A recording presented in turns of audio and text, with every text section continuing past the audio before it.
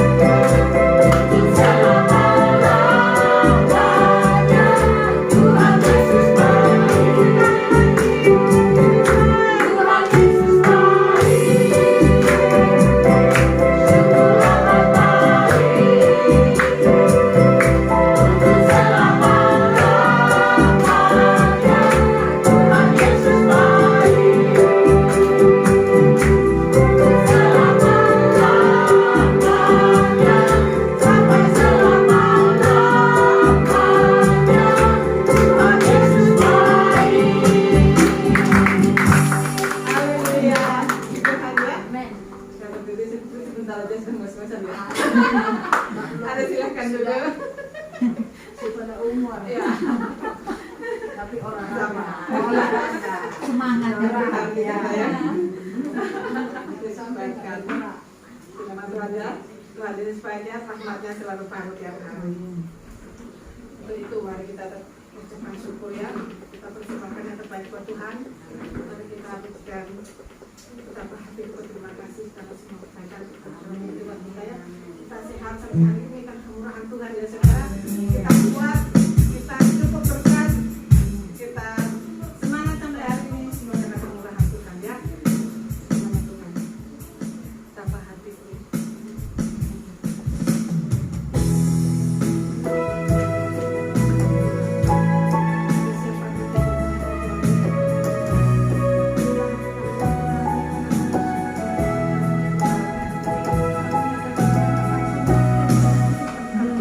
Apa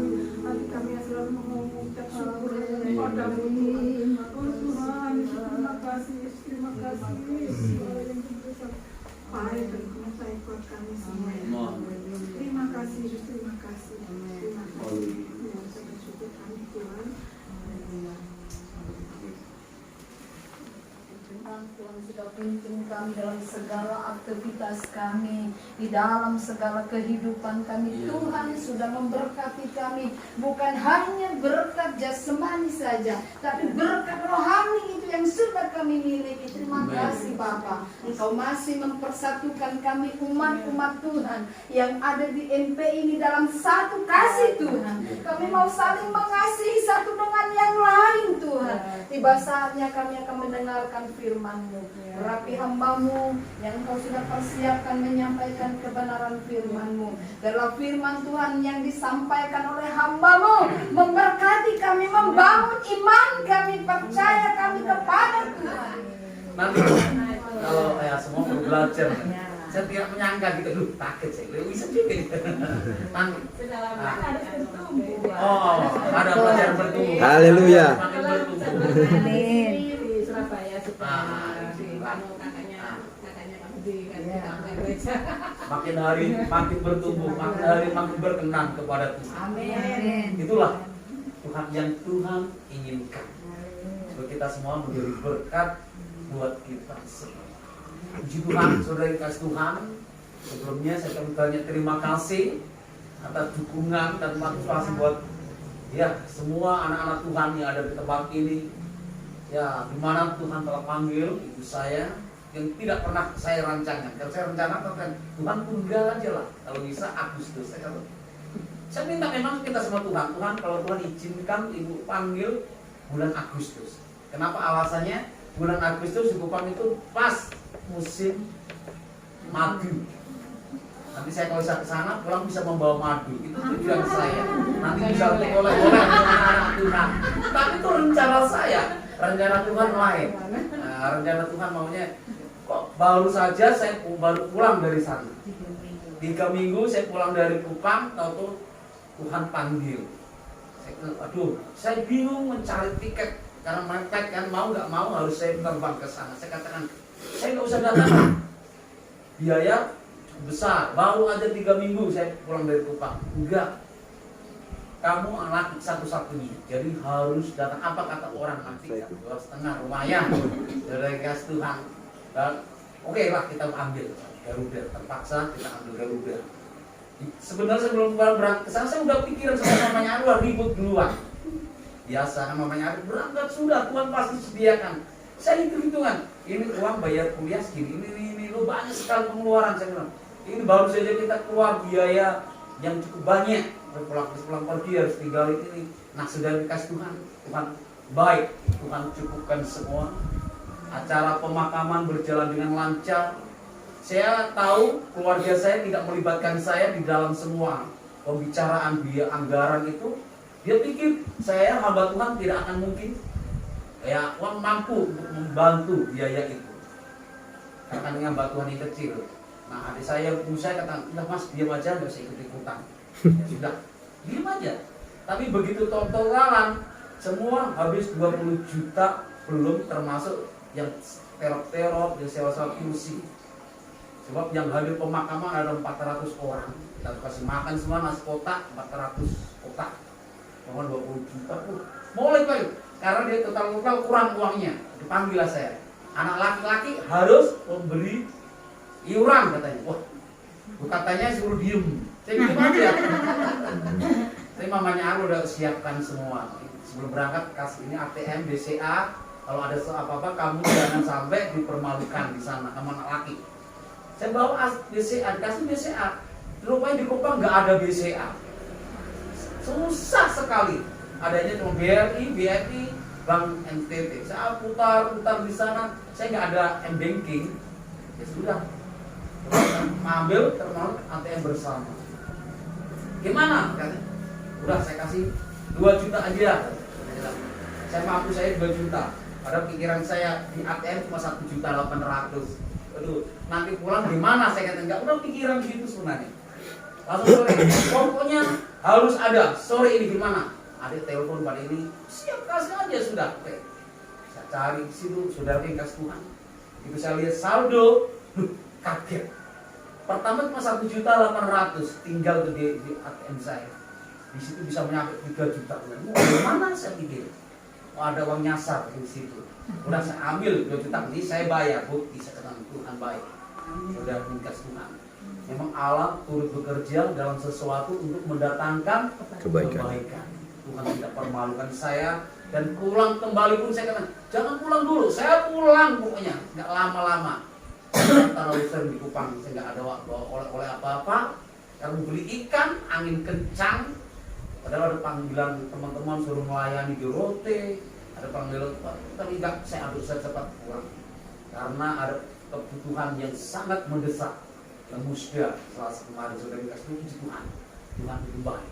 Nah, saya berterima kasih semua buat dukungan daripada anak-anak Tuhan. Saya percaya Tuhan membawa semua kebaikan dan Tuhan memberkati kita semua yang ada di tempat ini. Mari kita buka Alkitab kita masing-masing, saudara. Mari kita buka dalam Injil Lukas pasal yang ke-24. Bersyukur kedua anak saya tadi, dua-duanya dibaptis selamat. Ya, kita nanti minggu depan kita syukuran di tempatnya Oma. Injil Lukas pasal 24 ayat 13 mulai. Saya teringat tadi begitu masuk tuh ada berhenti. Ingat hari itu juga dua orang dari murid-murid Yesus pergi ke sebuah kampung bernama Emmaus yang letaknya kira-kira 7 mil jauhnya dari Yerusalem. Dan mereka bercakap-cakap tentang segala sesuatu yang telah terjadi. Ketika mereka sedang bercakap-cakap dan bertukar pikiran, datanglah Yesus sendiri mendekati mereka, lalu berjalan bersama-sama dengan mereka. Tetapi ada sesuatu yang menghalangi mata mereka, sehingga mereka tidak dapat mengenal Dia. Tuhan sudah dikasih ayat 16, saya ulangi. Tetapi ada sesuatu yang menghalangi mata mereka, sehingga mereka tidak dapat mengenal Dia. Nah, di sini saudaraku yang dikasih Tuhan, kalau kita membaca peristiwa ini ada 2 orang murid daripada Tuhan.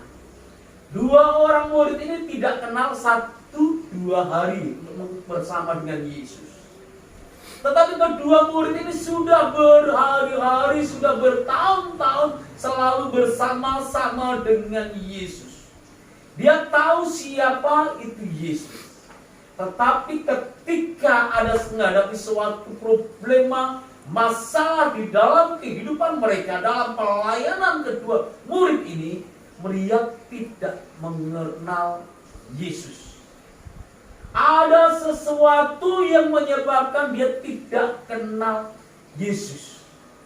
Saudaraku yang dikasih Tuhan, kedua anak ini kena Tuhan ini bukannya orangnya sembarangan. Di mana Yesus berada, dia selalu ada. Di mana Yesus membuat mujizat, dia lihat. Itu mujizat dengan mata kepalanya sendiri. Tetapi ketika menghadapi suatu masalah, dia tidak dapat mengenal Yesus. Padahal Yesus itu sama-sama dengan dia berjalan. Ini murid yang kalau saya katakan sangat-sangat terlalu. Kalau seandainya kita bayangkan Ibu Ruth sama Pak Purba. Pak Purba keluar pulau 1 minggu saja. Pulang ke rumah, tahu-tahu Ibu Ruth bilang, siapa kamu? Kira-kira Pak Purba sakit hati tidak? Enggak. Kira-kira apa lagi? Istri saya pulang lagi, tahu-tahu pulang dari rumah datang.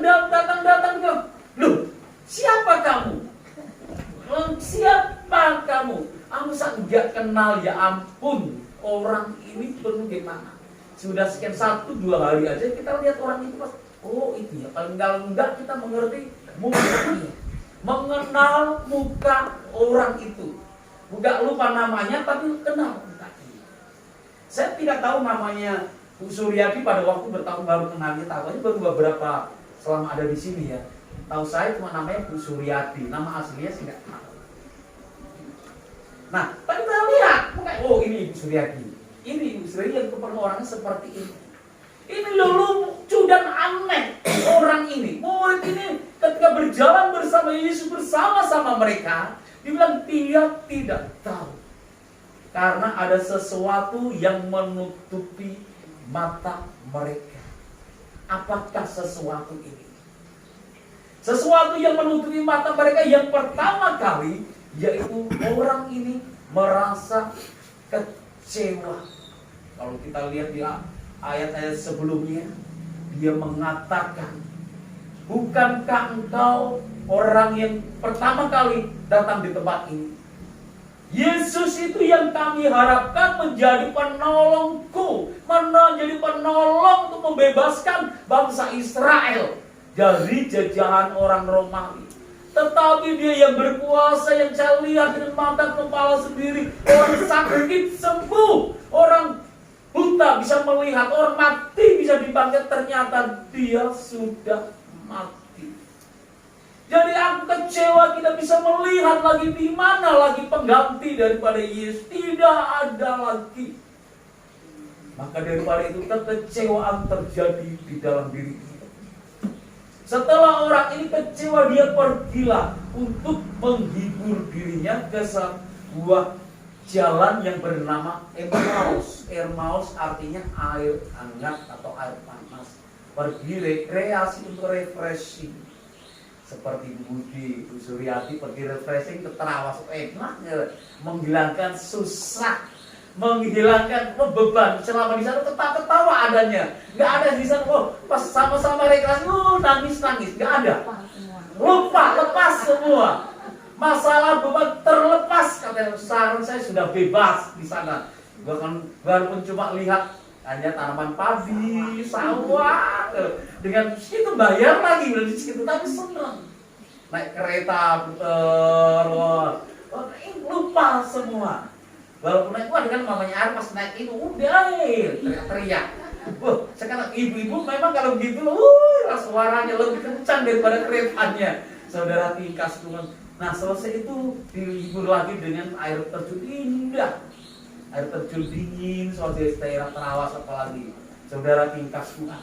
Seperti apa yang dialami kedua anak ini? Kedua anak Tuhan ini. Murid ini dia pergi ke Emmaus untuk menenteramkan dirinya dengan air panas, menghangatkan. Di Terawas ada air panas, cuma kemarin nggak kesana ini? Enggak air panasnya. Nah, air panas enak untuk melepaskan masalah. Saudara tingkas Tuhan. Tetapi di dalam sesuatu perjalanan kekecewaan sering kita hadapi. Sebagai anak-anak Tuhan, selama kita masih hidup, kita masih sering menghadapi suatu kekecewaan. Kekecewaan itu tidak pernah kita undang, kadang-kadang datang sendiri. Orang yang kita kasihi, orang yang kita sayangi selama mulai kecil, kita rawat baik-baik dengan tujuan nanti kalau besar bisa menolong kita. Tetapi kadang-kadang mereka sudah tumbuh menjadi besar, tambah menyakitkan hati kita. Anak-anak paling kecil kita didik dengan baik-baik. Kita sekolahkan dengan yang terbaik kalau bisa kuliah. Setelah mereka diberkati oleh Tuhan, orang tuanya ditaruh di pantai jompo. Terlalu banyak. Gak mau lagi mengasuh orang tuanya, sehingga menyebabkan orang tua kecewa. Kecewa dengan banyak orang kalau saya temui di panti jompo, sudah di asrama-asrama panti jompo, beberapa di Darmo, ada beberapa tempat di Darmo. Mereka kalau saya tanya mereka kecewa dan mereka rasa ada umumnya sakit hati kepada anak-anaknya. Padahal mereka bukannya ninggalin hutang, tapi meninggali warisan yang cukup banyak. Kenapa di masa aku tua kok ada di tempat ini? Kenapa di masa aku yang sudah tak berdaya, aku ditaruh di tempat ini, tidak dirawat? Padahal kalau kita perhatikan orang tua, ibu mana ketika dikencingin anaknya pada waktu kecil, mereka jangan, tidak ada. Anaknya mau kencing tetap biar aja, bajunya basah, nggak marah, malu. Waktu itu naik angkot, anaknya minta susu, nggak malu-malu dibukakan itu untuk menyusui anaknya. Nggak orang tua ibumu inilah kadang-kadang kita nggak menyadari, membuat orang tua kita sakit hati. Tapi saudara tingkas Tuhan, Tuhan tidak ingin anak-anaknya itu memiliki sifat kekecewaan ketika menghadapi suatu masalah. Kita harus tahu, di balik sesuatu masalah itu ada sesuatu berkat yang Tuhan sediakan. Sebab Tuhan tidak ingin kalau kita sebagai orang-orang Kristen yang percaya kepada Tuhan, kita memiliki sifat kekecewaan di dalam hati kita. Memang kita manusia memang masih bisa kecewa, masih bisa memiliki kecewa, tapi Tuhan jangan sampai matahari terbenam, harus saling mengampuni. Kalau kita kecewa, itu akan membuahkan dosa dan dosa dan dosa, makin dosa. Contoh daripada orang yang kecewa yaitu Kain dan Habel.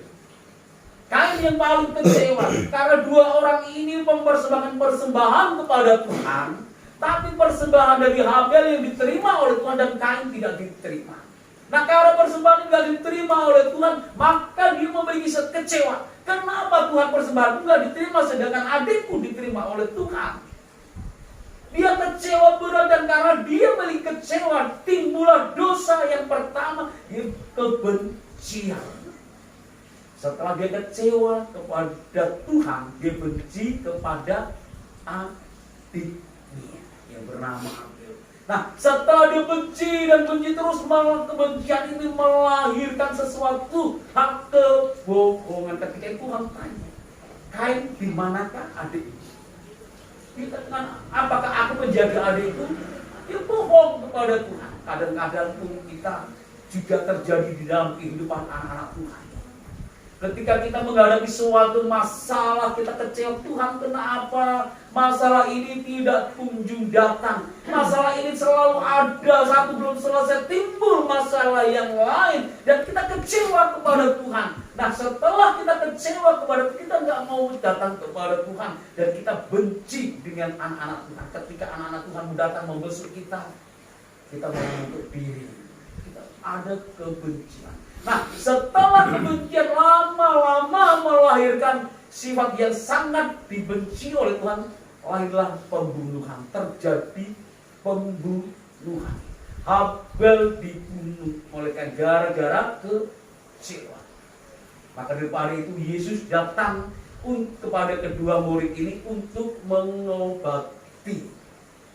Datang kedua murid ini untuk menyembuhkan rasa kecewa. Tuhan pedulikan itu semua. Maka daripada itu saudara kekasih, jangan pernah sampai kita kecewa satu dengan yang lain. Boleh kita kecewa tapi selesaikan semua. Suami sering juga kecewa kepada istri. Istri sering kecewa kepada suami. Anak-anak pun juga sering kita kecewakan, dan anak-anak sering mengecewakan. Itu karena manusia. Selama kita masih hidup, selama kita daging kita masih ada, kita masih ada unsur kekecewaan, tapi semua tergantung dengan kita untuk menguasainya, supaya kita jangan sampai larut di dalam kekecewaan. Sebab kekecewaan inilah Tuhan tidak senang kalau antara satu dengan yang lain. Kalau di antara persekutuan kita ini ya, ada salah satu ada yang saling kecewa satu dengan yang akan terjadi keretakan. Ini akan terjadi keomongan makin luas. Sesama orang Kristen aja mereka tidak akur, mereka tidak rukun, bermusuhan satu dengan yang lain. Apa akibatnya? Itu kita akan menjadi dipandang orang lain bahwa orang Kristen yang jumlahnya minoritas tidak bisa bersatu. Tapi kalau kita yang kecil bersatu bersama-sama, saya percaya kita akan diberi kemampuan oleh Tuhan. Saya sama istri saya sangat berbeda jauh. Saya inginnya mau cepat. Istri saya mau lambat terus. Saya percaya tadi pagi saya katakan kita mau pelayanan pagi, dua-duanya itu pelayanan, terus kita mau baptisan air. Ayo kita cepat lambat anak saya kalian ini loh, kok lambat lemot semua. Mau saya cepat berangkat sudah kesana sudah. Lambat. Kalau kita nggak tahu hati kita, nggak bisa menjaga hati kita, akan terjadi keributan.